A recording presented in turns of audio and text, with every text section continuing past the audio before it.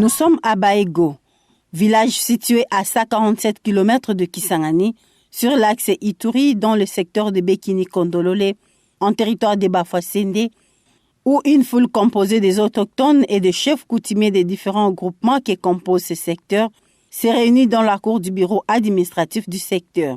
C'est un grand jour pour 3 communautés de ce secteur. Elles sont désormais propriétaires de forêts communautaires. Elles ont reçu les titres de propriété des concessions forestières des communautés locales à titre perpétuel. Il s'agit des communautés de Bambaka de Bafamogo pour une superficie de 24 600 hectares, Bambaka de Bapondi, 16 000 hectares, et Barumbi Chopo, 49 150 hectares. La remise des titres est intervenue le jeudi 20 février 2020. C'est le vice-gouverneur, au nom de son titulaire, qui a remis personnellement les documents à ces communautés. Pour Maurice Abiboussa Kapela, l'acquisition des titres des forêts communautaires sécurise les espaces des communautés face à certains exploitants qui parfois ne reconnaissent pas le pouvoir coutumier. Sasa ile titre gouverneur anasignia na nupatia ya kwanza poli inakuwa yenu. Ya pili leta hana tena ruhusa ya kumpatia mtu mwingine. Tunasikilizana? Juu inafikaka wakati moja utaona mtu anakuya Kinshasa, anakuya deja na barua ya environnement. Bon, écoutez, étant dit ici, c'est déjà pour moi, j'ai acheté au ministère de l'environnement à Kinshasa. Ile maneno kuile périmètre yenu, munatoza tu barua yenu asema, baba, angalie. L'ONG Tropenbos, qui a accompagné ces communautés à acquérir ces documents, appelle le bénéficiaire à adopter un nouveau comportement. Comportement allant dans le sens de développer leur milieu afin de changer leur situation socio-économique. Parce qu'il n'y a pas beaucoup d'emplois salariés, et donc surtout dans les milieux ruraux. Alors les gens doivent apprendre à pouvoir profiter des ressources que Dieu leur a données, qui se trouvent sur le territoire, pour développer des affaires qui leur permettent d'assurer leur bien-être ainsi que celui de leurs enfants. Et ça peut être activité de développement en termes d'exploitation, de production. Ça peut être aussi en partie activité de conservation pour faire en sorte qu'il puisse y avoir des activités d'écotourisme, que les gens viennent ici pour voir dans leur concession s'il y a des okapis ou d'autres espèces qui sont phares, qui qu'on retrouve dans la région ici, qui pourraient leur permettre d'attirer des touristes et leur expliquer. Et donc on serait ainsi bénéficiaire de ce produit-là. Sans cacher sa joie, l'administrateur du territoire des Bafoussende, Bereke Kafura, remercie l'ONG Tropenbos pour l'accompagnement et recommande à cette dernière d'élargir son action. C'est pour mon territoire de Bafoussende une grande joie de voir la lueur de développement au sein de ces 3 communautés à travers ce titre qui leur sera remis aujourd'hui. Je ne saurais donc terminer mon propos sans remercier notre actuel accompagnateur, j'ai cité Tropenbos, à qui je lance un appel avec force de faire en sorte que, après Beko, attendez, le secteur de Bekini, Kondolole, que tous mes 6 secteurs qui composent le territoire de Bafoussende en soient aussi bénéficiaires. En réaction à cette recommandation de l'administrateur du territoire, le directeur de l'ONG Tropenbos annonce d'appuyer 10 autres communautés du territoire de Bafoussende à obtenir les titres de leurs concessions forestières, dont 2 pour le peuple autochtone. Le vice-gouverneur Maurice Abibou encourage son partenaire et indique que cet appui rentre dans la vision de l'action du gouvernement. La vision du gouvernement provincial en rapport avec la foresterie communautaire étant celle d'attribuer au moins 3 forêts des communautés locales par groupement, sera déployée via une approche progressive et avec une phase expérimentale de 2 ans. Durant cette période, différentes approches de la foresterie communautaire doivent être testées à travers plusieurs projets pilotes. Les bénéficiaires de leur côté ont exprimé leur gratitude aux partenaires pour l'aboutissement de ces processus qu'ils qualifient de victoires.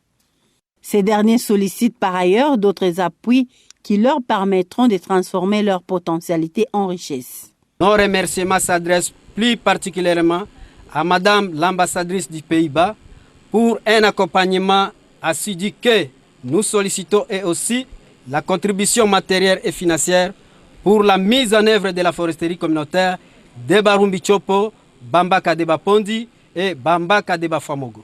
Pour rappel, le processus de foresterie communautaire dans ces 3 communautés a été amorcé depuis 2015 par la FAO dans son projet Gestion durable de la faune sauvage et viande des brousses.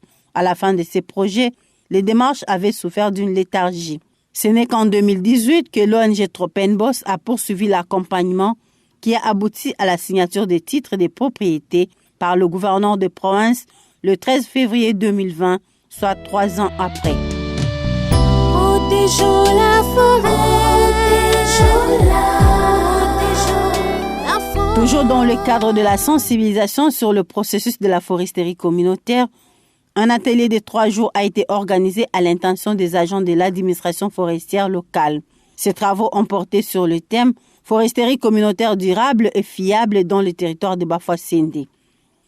30 participants, dont le chef des postes de service de l'environnement et l'agriculture, le chef des secteurs et certains acteurs de la société civile ont pris part à ces assises. L'objectif était de former les acteurs clés dans l'accompagnement des communautés dans l'application de la foresterie communautaire par l'information. La communauté doit être sensibilisée. La sensibilisation est très capitale parce qu'ils doivent être informés et il est dit qu'ils doivent décider. Après la sensibilisation, ils doivent accepter. Ils sont libres d'accepter ou pas. L'étape la plus importante pour parler de la foresterie communautaire, c'est d'abord l'information, la sensibilisation de la communauté locale. Abordant dans le même sens, le professeur Alphonse Maindo indique que l'utilisation rationnelle de nos forêts permettra non seulement de nous prévenir contre les effets du changement climatique, mais aussi contribuer à l'équilibre climatique dans le monde. Que ces forêts soient gérées de manière responsable, de manière durable, pour que nous puissions en tirer les meilleures parties aujourd'hui, mais également pour les générations futures. L'adaptation face au changement climatique est quand même moins grande que celle d'autres pays dits développés. Et donc c'est dans notre intérêt que nous faisons ça. Donc soyons donc responsables comme nos ancêtres l'ont été. Et donc, suivons leur exemple, léguons à nos enfants, aux générations futures, l'héritage des forêts avec tout ce qu'elles contiennent, comme nous l'avons hérité de nos grands-parents, de nos ancêtres. Comment faire pour acquérir les titres de propriété des forêts communautaires? Ingénieur Mathieu Kianga donne ici les procédures à suivre. Il y a la demande, après la demande, il y a l'identification. Après l'identification, il y a les enquêtes qui doivent être organisées. Après les enquêtes, il y a la transmission du dossier, il y a la publication, et il y a la décision. L'étape de la décision, c'est à la fin, c'est le gouverneur qui doit prendre la décision pour attribuer une concession forestière aux communautés locales. Les participants de leur côté ont manifesté la volonté d'adhérer à ces processus. Dans les travaux en carrefour regroupés selon les secteurs, ces derniers ont pour chacun identifié les activités de développement qu'ils pourront réaliser selon leur potentialité en cas d'acquisition des terres communautaires. Ils promettent de faire la restitution à leur base. La communauté aura sa propre forêt, qu'il aura lui-même la mainmise et la gérage. C'est ça l'importance. Moi, étant participante à l'atelier, je vais rentrer chez la communauté et je vais lui restituer. Forêt n'a pas la protéger localement. On a pensé chez Persinga Makashi. Ndenge nini ba procédure nini autokyo batelango pour auto promotion pour un développement na mboka na biso pour na forêt autojanango. Pour na bao bajate vraiment na jana obligation ya kokende ko restituer nyoso to yokiawa. Le ministre provincial de l'Environnement, qui a ouvert et clôturé ses travaux, pense que les changements de comportement dépendent de la capacité de chaque délégué à la formation à convaincre le membre de sa communauté à adhérer au processus. C'est ainsi qu'il recommande. Chaque agent de l'administration forestière, les autorités et tous les acteurs impliqués dans le processus de la communauté forestière, dont les ETD, vont prendre l'engagement d'accompagner les communautés locales et vous rassure que ceux-ci feront l'objet d'une attention particulière au gouvernement provincial de la Tchopo et d'un suivi permanent. Occasion pour le directeur de Tropenbos de remercier, au nom du conseil d'administration de l'ONG Tropenbos RDC, l'autorité provinciale et le ministre des tutelles pour leur implication à l'avancement de ces processus dans la province de la Tchopo. Aussi les communautés pour leur sens des responsabilités à gérer les forêts de manière rationnelle malgré les menaces. Professeur Alphonse Maindo se réjouit de la participation de tous pour sa réussite. Plusieurs modules ont été mis au profit des participants pour leur permettre de bien comprendre et s'approprier le processus. Entre autres, la procédure de la demande et d'attribution des concessions forestières des communautés locales au CFCL, la cartographie des compétences, les modalités organisationnelles d'une CFCL et les outils validés pour la mise en œuvre de la foresterie communautaire en RDC. Ajoutez à cela l'importance de la foresterie communautaire comme meilleur espace pour le développement et l'autopromotion des populations riveraines et autochtones.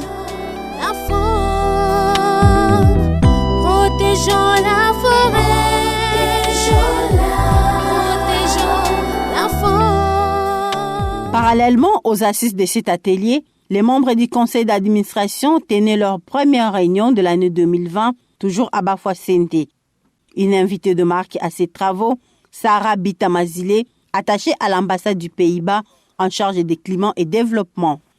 Les membres de ces conseils ont évalué les activités réalisées au cours de l'année 2019.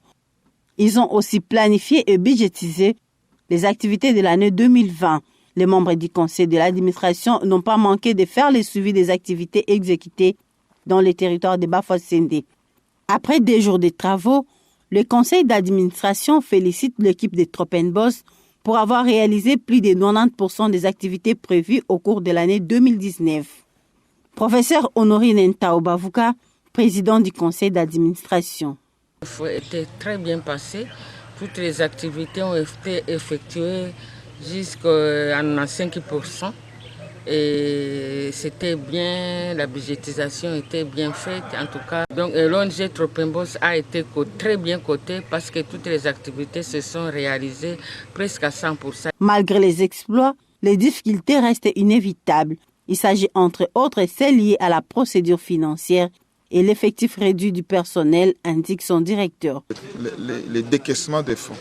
Donc avec les partenaires, pour avoir les décaissements, on a eu des retards qui employaient plusieurs personnes à la fois et de concentrer les activités à un moment donné pour pouvoir réaliser les performances. L'autre difficulté que nous avons rencontrée, il y a des zones où on ne pouvait pas accéder et il a fallu attendre que la saison sèche revienne pour qu'on puisse accéder à ces endroits-là. On leur demande beaucoup.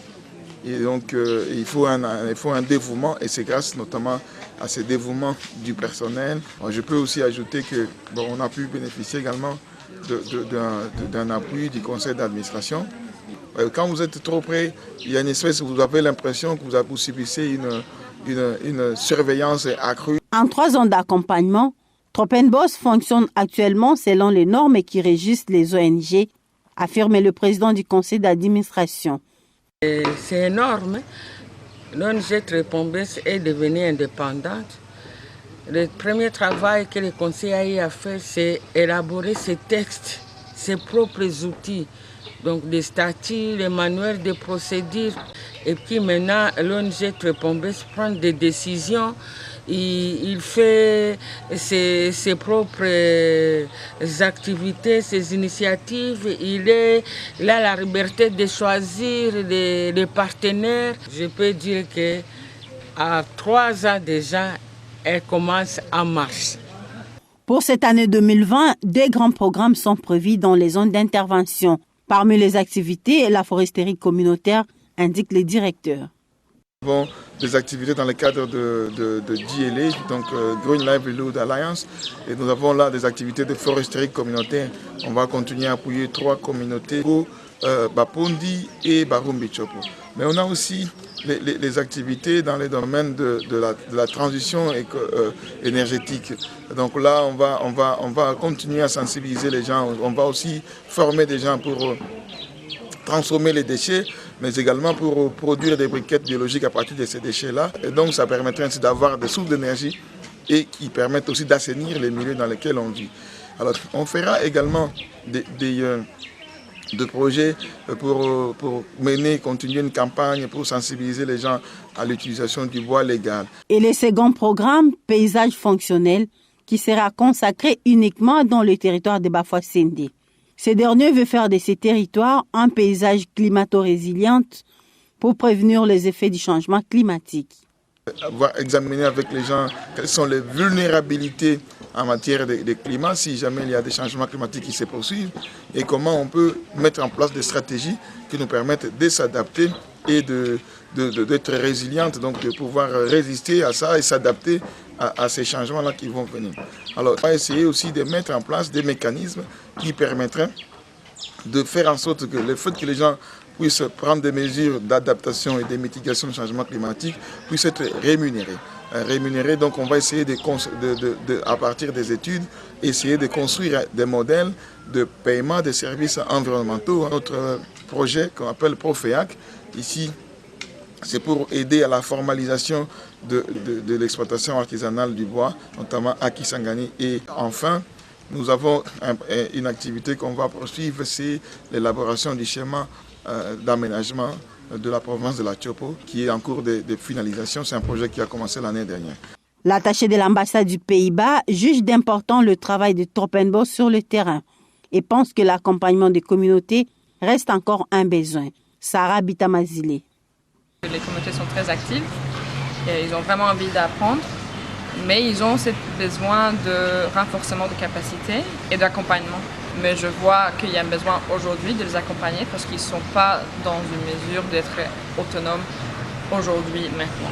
Et ça, c'est incroyable. Et quand j'ai vu hier que les 3 communautés, ça fait très longtemps qu'ils attendent cette décision d'avoir les titres de la part d'autorités provinciales, ils étaient tellement contents, mais ça fait des années qu'ils travaillent là-dessus.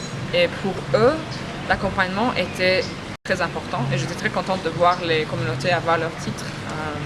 Ça, c'était... Oui. Je suis passée au bureau aujourd'hui, au bureau de Tropenbos à Kisangani.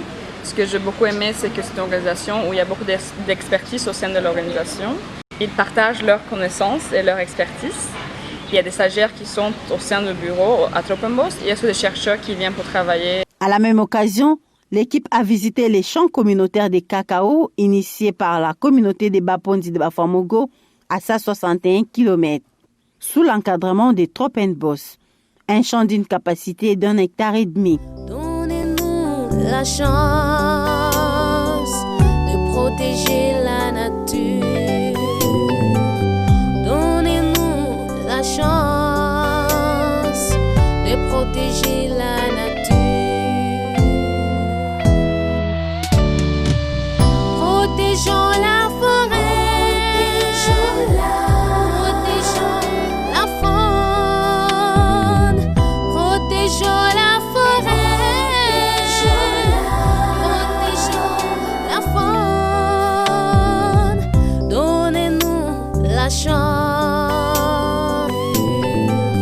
Donnez-nous la chance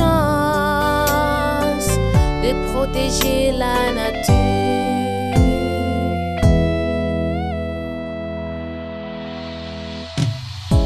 Adieu ma flore, ma faune, assassinée par le feu, la main de l'agriculteur, l'exploitation forestière. RDC mon pays, deuxième forêt au monde. Après l'Amazonie, tu assures l'avenir du monde. Adieu ma flore, ma faune, assassinée par le feu, la main de l'agriculture.